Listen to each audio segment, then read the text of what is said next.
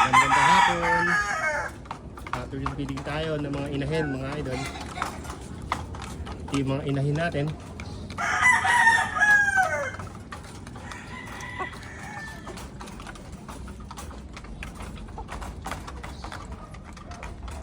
So mapapansin nyo, medyo nabawasan na yung iba natin, no? Yung mga battery cages natin ng inahin.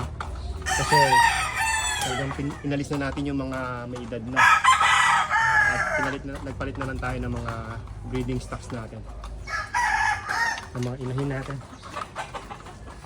Mga pullets ang pinalit natin, mga idol. Kaya may mga bakante na tayong ano. Yan. 4 na yung bakante natin. Sa battery cages.